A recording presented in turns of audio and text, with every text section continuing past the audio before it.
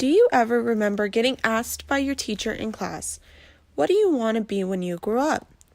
I'm sure as little kids you probably said firefighters, teachers, doctors, or probably an actress. But I'm pretty sure you or no one else has ever said a serial killer. No one ever grows up and thinks, "One day I want to become a serial killer." The only way they could ever get that idea into their head is if they had faced some sort of hardship in their childhood that molded their mind into thinking that they could ever become a serial killer. All serial killers had some sort of negligent nurture from their childhood that had influenced who they are today.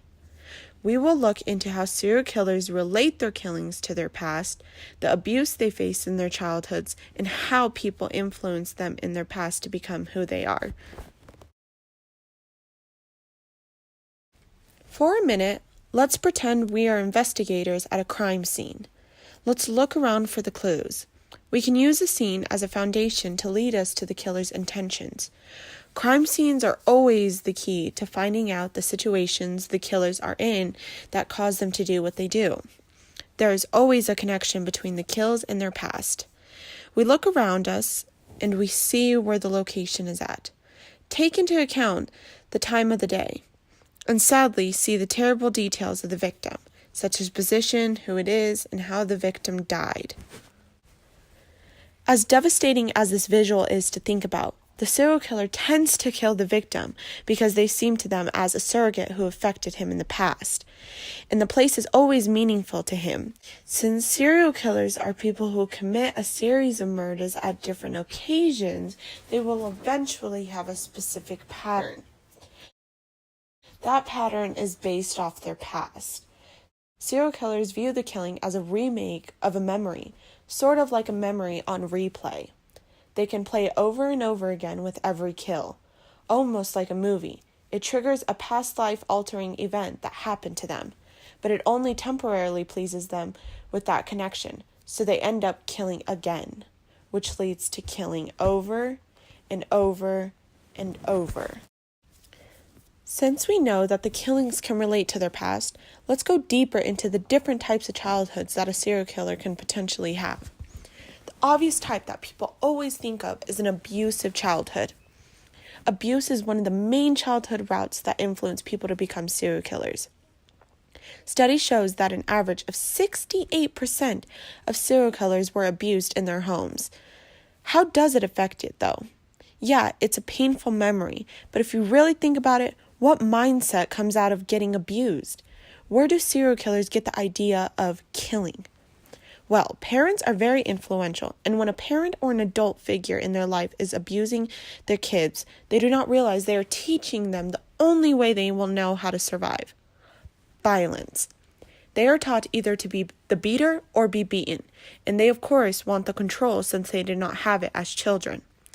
Now, when abused differently, it can lead to different types of killings in the future. Psychological abuse will lead to more torture because the killer wants his victims to feel the pain he felt in his mind as a child.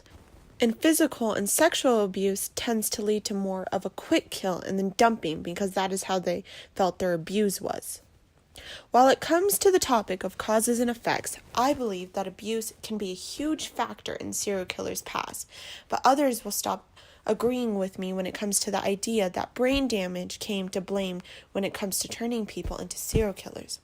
Shauna Freeman emphasizes the fact that getting damage to the frontal lobe in the brain, which controls aggression, can lead to tones of adrenaline, which leads to tone of rage to kill. Though I concede the fact that damage had to happen to them in the brain, I still insist that something traumatic had to happen to them in the past that caused their brains to have damage and make them have killing needs. Of course, out of the serial killers' childhoods, there is a chunk of them that have never been abused. However, their environments still affect them big time and even had some pretty terrible influences in their past. The way parents or older people raise them are perfect training wheels for their personalities, and when they are taught wrong with them, it can reflect when their training wheels are taken off later, and they end up falling when they go ride on their own. All the things we learned to do as kids, such as walk or talk, were easy, And as an adult, we realize it would be harder to learn it brand new now. Take learning a new language, for instance. When we learn to speak as kids, our brains are focusing only on that, and we grow learning that language. But if we get older and try to learn it, it is way harder, and we end up not trying. When serial killers are taught something bad at a young age, they keep that mindset of virtues forever. To learn a new virtue as an adult is hard to accomplish, and they would end up not even trying it. Killers would have also had a single parent or a single big role model growing up whose teaching methods had have caused traumatic effects on them.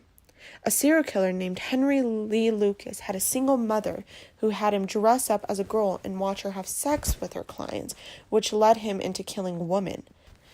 Richard Ramirez also had an older cousin he always hung out with and relied on, and when his cousin came back from the Vietnam War, he showed Ramirez pictures of girls naked he had raped. His cousin made it seem that it was not wrong, and in Ramirez's mind, it was okay to rape women.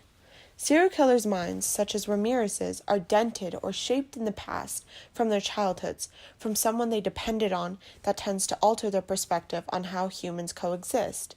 This is usually the reason why they act so differently around people and make social encounterments so awkward.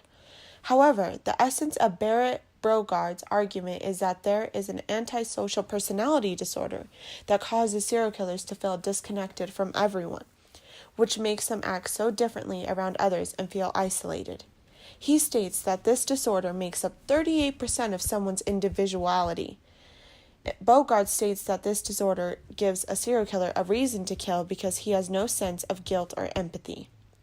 I disagree with Brogaard's assumption in giving them a reason to kill because even if someone's born with this disorder and has to live with it, the other 62% of the person's individuality is not the disorder, and the rest of the person and who they become in the future is molded by their environment they are surrounded in.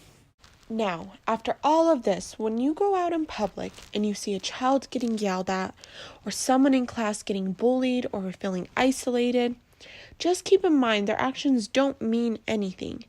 People in general all have triggers from their past that affect who they are today, and some are as bad as becoming serial killers. We as citizens want less danger in the world and less serial killers, and to do that we have to be aware of how past and even present affect the future. So the next time a social worker meets with the families or a parent wonders why their kids are feeling down maybe, they should go and ask how they are feeling and what their life is like in the moment.